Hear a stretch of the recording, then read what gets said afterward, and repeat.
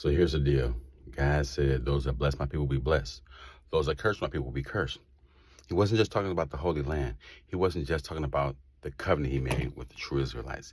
He was talking about his people in general. So we as Christians, when we accept Jesus Christ, we become joint heirs, right? So we enjoy the same rights. In fact, in a better frame of mind, if you might ask me, a more, how can I put this? A more immediate frame of mind, because the gifts are immediately available to us. It's immediately available to anyone. The gifts of Christ are immediately available to anyone that puts their faith and trust in him. But he says in the last days that the tribe of Judah, he says that his people, the Israelites, will have their eyes covered. There's going to be a veil over their eyes. They're not going to see what's going on, because what they did with the crucifixion, their time is, right now, they're on punishment, basically.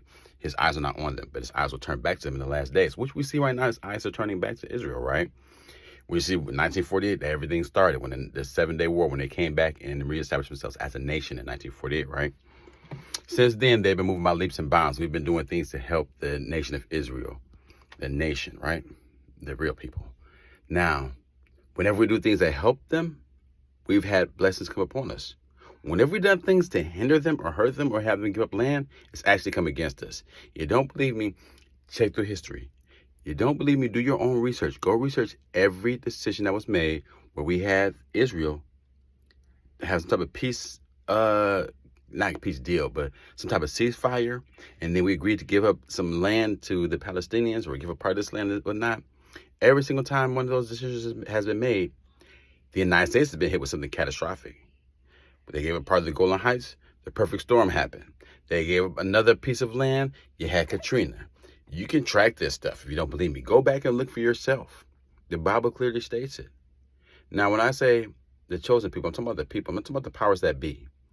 The people that's in power nowadays, no matter what country, I don't trust a lick of them. I'm just being real.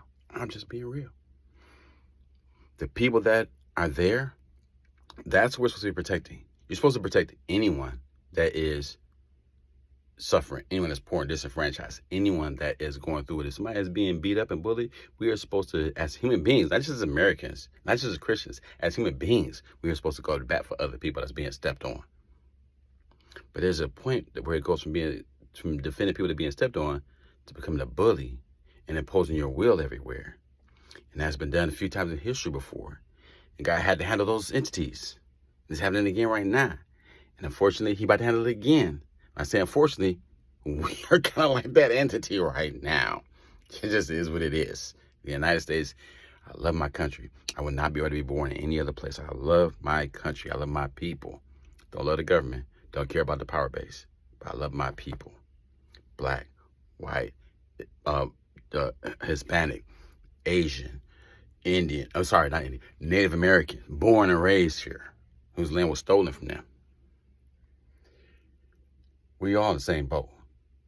You can argue and fight with each other between Hispanic and white, or black and white, or Hispanic and this, or black and this, or Asian and this. You can attack Jews. You can attack Muslim people if you want to. But here's the deal. If you ain't got millions of dollars in your bank account, then we in the same boat. Period. We in the same boat. If you're here in America, you're skin black. You're skin white.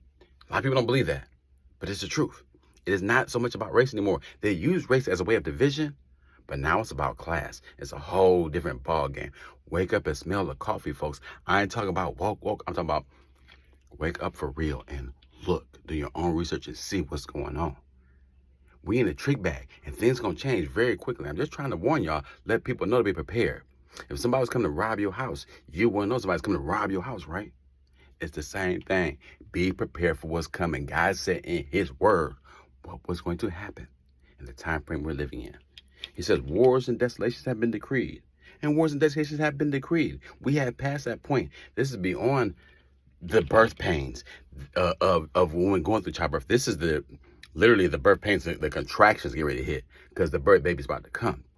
What you're looking at right now is Bible prophecy getting ready to unfold on a whole nother level, a whole nother clip. Israel and Hamas, that was just the start of something. And it's a campaign. It's going to take some time. But trust me, when it gets to another level, it's going to take off. But it's not going to be the way you think it's going to be. And we're not going to be in a position you think we're going to be in. Pray about it. Stay prayed up. Stay protected.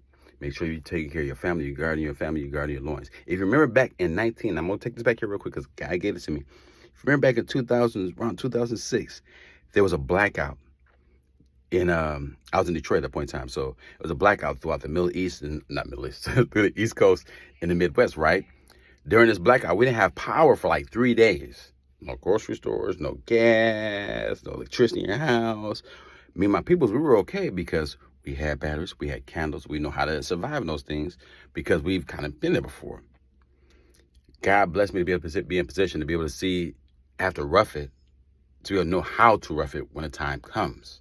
He put me in a position to be able to learn how to hunt and fish so that I'm able to do those things when the time comes. He taught me, he gave me family that taught me how to hunt and stuff like that. You don't have that anymore. Why is that? Why is that men aren't hunter-gatherers anymore like they used to be? Why don't we know these basic skills that we need? Because if the electricity goes out, you can't do anything that you want to do in regular life. Everything in your life right now is predicated on the use of electricity. No internet, you have no Wi-Fi, you have no signal to communicate with anybody. You really can't call people because we don't have landlines like we used to, right? That's another thing. Half these cars are electrical cars. What happens with that, right? How about this? They move the foods from store to store by trucks and by trains using gas and electricity. If you don't have electricity, you can't pump the gas. If you can't put the gas in the trains, how can you move the food? How can you move the planes? How can you move the products? Think about it. It's coming. We live in a world that's never seen life like this before. But other countries, they're used to it. America, we about to find out sooner than we think.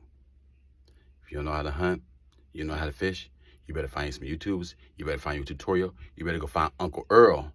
Have one teach you how to do what needs to be done. You need to be able to protect your family. I pray that nothing happens. I pray that things go on, life goes on the way it's going on right now for another 20, 30, 40, 50 years, we're able to enjoy it. But also at the same time, another 20, 30, 40, 50 years, another 20, 30, 40, 50 years of the same craziness we've been dealing with. Because we as humans, we can't solve the issue. We've already proven that. So, with that being said, I'm going to leave it alone. Last Days Navigator, just a little warning for the day. Just give it to God today. Don't worry about things, trust in Him. But above all, learn how to protect your family. Stay protected. Gird your loins, spiritually, mentally, physically. Bam. How's your boy, Last Days Navigator?